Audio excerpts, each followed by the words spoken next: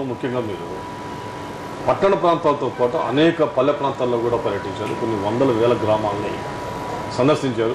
వ్యవసాయ క్షేత్రాల్లోకి వెళ్ళారు. రైతుల కడగలను స్వయంగా చూడటం మీరు జరిగింది. వాళ్ళతో మీరు ముచ్చటించారు. వారు మీతో ఎంతో ఆవేదనని వెలబోస్తున్నారు. కానీ వ్యవసాయ రంగం పట్ల మీకు సంస్కరణలు పారిశ్రామిక రంగం పట్ల ఉన్నంత మక్కువ వ్యవసాయ రంగం పట్ల లేదు అన్న విమర్శలు ఇప్పటికీ వస్తే ఉన్నాయి. ఈ పాదయాత్రలో మీరు గమనించిన వ్యవసాయ రంగం కాదు ఇది, మీ దృక్పథంలో ఎటువంటి మార్పు తీసుకొచ్చింది? అంటే మనుషులు విమర్శించడం వేరే, మనుషులు చేయడం వేరే. అక్కడే నేను ఎప్పుడూ తప్పుపడుతున్నాను. ఈ రాజకీయ పార్టీలకు ఎవరికి అవగాహన లేదు, రాజకీయాలే అవగాహన లేదు.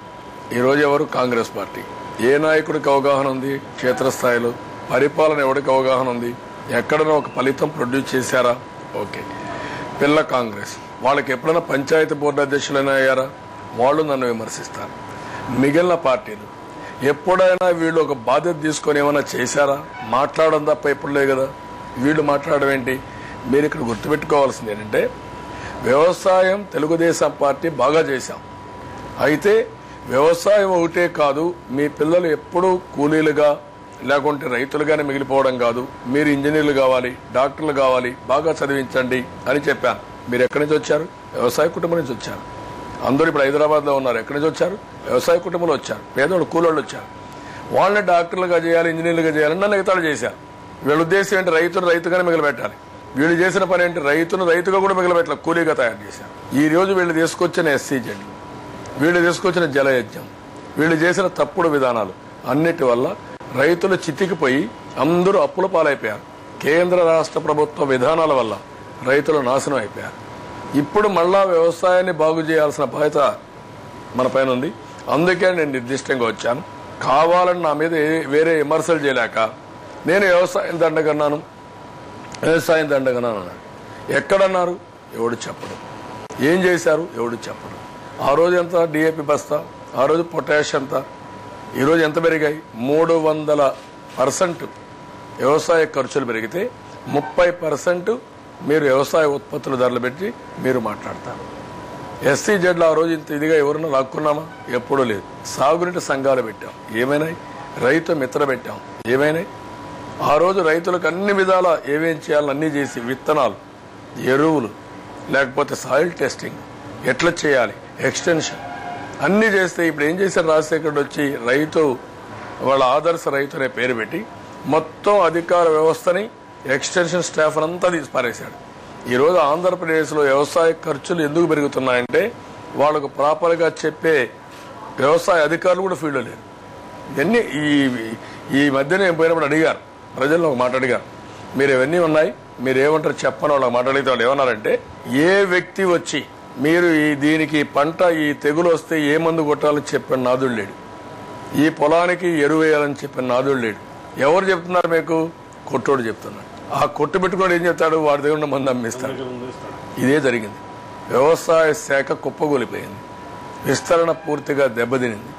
ఆమె చైనా ఈ దేశాల్లో ఒక్కొక్క ఎకరాకు 60-70 బస్తాలు, ఇంకా 100 బస్తాలకు వెళ్ళిపోతా ఉంటే, ధాన్యం 100 దాటిపోతా ఉంటే మీరు ఇవన్నీ మాట్లాడుతూ విమర్శలు చేస్తూ కువిమర్శలు చేస్తూ పబ్బం గడుపుకోవాలని ఆలోచిస్తున్నారు. మీరు అవినీతి గురించి కూడా చాలా మీ పాదయాత్రలో దాదాపు ప్రతి చోట చెబుతూ వస్తూ ఉన్నారు. కానీ ఒకసారి మనం విమర్శకులను కానీ బయట ఉన్న పరిస్థితులను కానీ గమనించితే, అవినీతి చేయని వాళ్ళు ఎవరు? ఎంతో అంతో అందరూ చేశారు. కొద్దిగా ఎక్కువ తక్కువ మాకేదో లాభం చేసే వాళ్ళని ఎంపిక చేసుకుందాం తప్పితే అవినీతి పరులంటూ ఎవరిని కూడా పక్కన పెట్టే పరిస్థితి లేదు అన్న ఒక వాదన వినపడతా ఉంది. ఎందుకు ఆ రకమైన దృక్పథం ప్రజల్లో నెలకొంది? అంటే మీరు ఒకటి గుర్తుపెట్టుకోవాలి, ఈరోజు ఏం జరుగుతుంది దేశంలో, రాష్ట్రంలో, అవినీతి పరులు కొంచెం వాళ్ళ అవినీతిని కప్పిపుచ్చుకోవడానికి కొన్ని తెలివితేటలు ఉపయోగించారు. ఆ తెలివితేటలు ఏంటి? ఇప్పుడు రాజశేఖర్ రెడ్డి, ఇప్పుడు జగన్మోహన్ రెడ్డి పేపర్ పెట్టారు, టీవీ పెట్టారు, ప్రతిరోజు ఓదరు కొడుతూ వస్తున్నారు. 1,00,000 కోట్లు దోచుకొని వాళ్ళు ఇచ్చింది పీనట్స్, బొరుగులు చెరుగులు ప్రజలకు పంచి అది గొప్పగా చెప్పుకునే పరిస్థితికి వచ్చారు. దాంతో ప్రజలు కూడా ఒక్క స్థాయిలో రే ఏంది అరే కొంచెం ఆలోచించే పరిస్థితికి వచ్చారు. వాస్తవాలు చెప్పకపోతే మంచి కూడా చెడుగా చిత్రీకరించే పరిస్థితి వస్తుంది. దానికే నా పాదయాత్ర ఉపయోగపడింది. రెండోది, అందరూ అవినీతి పరులు ఎవరు కాదు అనేది కూడా వాళ్ళ కన్వీనియన్స్ కోసం వాళ్ళు చిత్రీకరించిన పరిస్థితి. నేను అడుగుతున్న ప్రజాస్వామ్యంలో ప్రజల్లో అటువంటి ఆలోచన లేదంటారా? అంటే ఉంటుంది, బిగినింగ్లో ఉంది, ఇప్పుడు అది పటాపంచలైంది. అవినీతి అంటే ఒకప్పుడు ఏదో ఒక మనిషి ఇంకో మనిషికి ఇచ్చే డబ్బు ఇటువంటివి ఉండేది, ఏదో అక్కడ ఇక్కడ కాస్త ఆస్తులు బదలాయించడం లాంటివి తప్పితే. కానీ ఇప్పుడు జరుగుతున్నది వనరుల దోపిడీ జరుగుతూ ఉంది. ఈ వనరుల దోపిడీని ఎలా ఆపాలా, వీటి మీద మీరు పాదయాత్రలో ప్రజల్ని ఏ రకంగా స్పందింపజేశారు? అంటే నేనేమంటానంటే, ప్రజలు ఏమనుకుంటారంటే నేను ఇచ్చే డబ్బులే దోపిడీ అనుకుంటాడు, అతను ఖర్చు పెట్టేదే అతని డబ్బులు అనుకుంటాడు. ఇలాంటి ఆలోచనలు ప్రజల్లో ఉన్నాయి, వాళ్ళకి తెలియక. లేకపోతే 200 రూపాయలు ఇస్తే ఓయమ్మా అబ్బా ఆ దేవుడు ఇచ్చాడు 200 రూపాయలు అనుకుంటారు. ఇలాంటివి పెట్టి ప్రచారం చేసేసారు.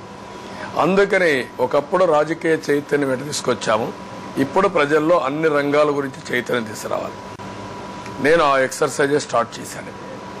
ఆ ఎక్సర్సైజ్ స్టార్ట్ చేసిన తర్వాత ప్రజల్లో ఇప్పుడు ఏవైతే వనరుల దోపిడీ ఎటు జరిగింది, సహజ వనరుల దోపిడీ ఎటు జరిగింది, జలయజ్ఞం ఎటు ధనయజ్ఞం చేశారు, లేకపోతే ప్రైవేటు భూములు కొట్టేసి ఎటు డబ్బులు సంపాదించేశారు, ప్రతి ఒక్క దానికి డబ్బులు ఎటు వసూలు చేస్తున్నారు, ఇవన్నీ విడమరిచి చెప్పగలిగాం.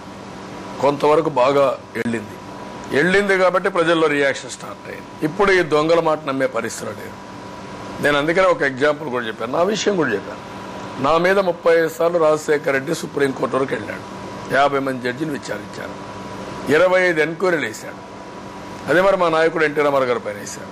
ఏం చేశారు? ఏమి చేయలేకపోయారు. ఎందుకు? మేము ఎక్కడ తప్పు చేయలేదు, నిప్పులాగా బ్రతికాం. ఈ విషయమే నేను డిబేట్ పెట్టాను. అప్పుడు ఒప్పుకున్నా, మనిషి కష్టపడి సంపాదించుకోవడంలో తప్పు లేదు. అధికారంలో ఉండి అధికార దుర్వినియోగం చేసి లేకుంటే ఫండ్స్ పేరుతో పనులు చేసి సంపాదించడం తప్పు. ఆ విషయమే ఎడ్యుకేట్ చేస్తున్నాం. మీరు కామన్ మ్యాన్, సామాన్య ప్రజానికానికి బ్రహ్మాండమైన నాలెడ్జ్ ఉంది, వాళ్ళ కామన్ సెన్స్ ఉంది. ఆ కామన్ సెన్స్ పనిచేపిస్తారు. అది అప్రోపరియట్ టైంలో నాయకుడు అనేవాడు అది వాళ్ళకి ఎడ్యుకేట్ చేయగలిగితే వాళ్ళకి అర్థం అవుతుంది. మంచి చెడుని, ధర్మాన్ని అధర్మాన్ని, నీతి అవినీతికి వ్యత్యాసం చేసే పరిస్థితి కామన్ మ్యాన్కు ఉంది. నాకు విషయం వచ్చినా, భూముల్ని దారదత్త విషయం వచ్చిందా, ఎస్సీజెడ్స్ విషయం వచ్చినా, ఇవన్నీ చంద్రబాబు నాయుడు గారి టైంలో ప్రారంభమైనవి. వారు ప్రారంభించిన వాటిని మేము కొనసాగించాం తప్పితే మరొకటి కాదు అని ఇటు రాజశేఖర రెడ్డి గారి టైంలో కానివ్వండి, ప్రస్తుతం ఉన్న వైకాపా నాయకులు కానీ చెప్తున్నారు. దాన్ని మీరు ఎలా దొంగిలించుకుపోతా ఉంటే ఎవరో కనబడిస్తే దొంగ అని అరుస్తాడు. ఎందుకు? తప్పించుకోవడానికి. వీళ్ళు ఏమారని చూస్తే వీళ్ళు తప్పించుకొని వెళ్ళిపోతాడు. ఆ పరిస్థితి చేస్తున్నారండి. రెడ్ హ్యాండెడ్గా పట్టుకొని జైల్లో పెట్టినా కూడా ఇంకా తప్పుడు మాట మాట్లాడుతున్నారంటే ఎవరిని ఫూల్ చేయాలని, ఎవరిని మోసం చేయాలని, ప్రజల్ని మోసం చేయాలి. అది జరగదు. ఏదైతే ఈ దొంగలు తప్పుడు మాటలు చెప్పి ప్రజల్ని మోసం చేశారో అది కరెక్ట్ కాదు. ఇది వాస్తవం. ఈ రోజు మీ కష్టాలన్నిటికీ కారణం అవినీతి, మీ కష్టాలన్నిటికీ కారణం అసమర్థత, వీళ్ళ చేతగానితనం అని చెప్పగలిగారు. వాళ్ళు కూడా నమ్మే పరిస్థితికి వచ్చారు. అందరూ నమ్మారంటారా? అది వేరే. ఏ సమాజంలో కూడా అందరూ నమ్ముతారని కాదు. మనం ప్రజల్ని మెజారిటీని నమ్మించి ముందు తీసుకుపోవాల్సిన అవసరం ఉంది. అదే చేశారు. సో పాదయాత్ర అవినీతికి సంబంధించినంత వరకు ప్రజల్లోకి తీసుకెళ్ళినట్టే మీరు భావిస్తున్నారు? 100% తీసుకెళ్లాను. ప్రజలు కూడా కన్విన్స్ అయ్యారు. ఇది రాబోయే రోజుల్లో ఫలితాలు వస్తాయి. పార్టీ విషయానికి కదా, 2004లో పార్టీ ఓటమి చెందిన తర్వాత, మళ్ళీ 2009లో కూడా ఓటమి చెందిన తర్వాత పార్టీ బాగా క్లిష్టమైన పరిస్థితుల్లోకి వెళ్ళిపోయింది. కనుక ఏదో ఒక టర్న్ అరౌండ్ పార్టీకి తీసుకురావాలా, పార్టీ ప్రతిష్టకు కానీ పార్టీ బలానికి కానీ. దానికే చంద్రబాబు నాయుడు గారు ఈ యాత్ర ప్రారంభించారు అన్న వర్గాలు కూడా ఉన్నాయి. యాక్చువల్గా ఈ పాదయాత్ర మూలంగా పార్టీకి వనగూడిన ప్రయోజనం ఏంటి? 2 విషయాలు ఇక్కడ. నేను నమ్మిన సిద్ధాంతం కోసం, ప్రజల కోసం పాదయాత్ర. ప్రజాస్వామ్యంలో రాజకీయ పార్టీ అనేది ప్రజల మనోభావాలు రిఫ్లెక్ట్ చేయడం కోసం పనికొచ్చేది. అంతేగాని నేను పార్టీ కోసమే పాదయాత్ర చేయలేదు. ప్రజాస్వామ్యంలో రాజకీయ పార్టీలు ఉంటాయి, ప్రజలకు విషయాలు చెప్తాం, వాళ్ళు ఓట్లు వేసేటప్పుడు వాళ్ళని కన్విన్స్ చేసి ఓట్లు వేయించి గవర్నమెంట్ ఫామ్ చేసి మళ్ళా వాళ్ళకి ఏం చేయాలో చెప్పే బాధ్యత రాజకీయ పార్టీ పైన ఉంది. కాబట్టి అది ఇష్యూ కాదు. ఇక్కడ ప్రజలు ఏవైతే కష్టాల్లో ఉన్నారో, ఏదైతే ఇబ్బందుల్లో ఉన్నారో, ఒక బాధ్యత కలిగిన సీనియర్ నాయకుడిగా నేను ప్రజల్ని హెచ్చరించాల్సిన అవసరం ఉంది, ప్రజలకు చెప్పాల్సిన అవసరం ఉంది. నా ప్రయత్నం నేను చేయాల్సిన అవసరం ఉంది. ఆ ప్రయత్నమే చేశాను. ఈ ప్రయత్నంలో మా కార్యకర్తలందరూ భాగస్వాములు అయ్యారు కాబట్టి వాళ్ళ ఉత్సాహం పెరిగింది. పెరిగిన తర్వాత వాళ్ళలో కూడా నమ్మకం పెరిగింది. ముందుకు దూసుకుపోతున్నారు. సో ఆటోమేటిక్గా పార్టీకి పాదయాత్ర ఉపయోగపడుతుంది, మంచి ఉత్తేజాన్ని కలిగించే ప్రజలకు ఉపయోగపడుతుంది. అది గుర్తుపెట్టుకోండి. నేను చేసింది ప్రజల కోసం, అధికారం కోసం కాదు. అది కూడా గుర్తుపెట్టుకోండి. నేను చూడని అధికారం లేదు. నేను ఈ వయసులో ఇంత రిస్క్ తీసుకున్నానంటే నేను 40 సంవత్సరాలు ముఖ్యమంత్రి అయ్యాను. అదేవిధంగా దేశ రాజకీయాలను శాసించాం, గవర్నమెంట్లు ఏర్పాటు చేశాం.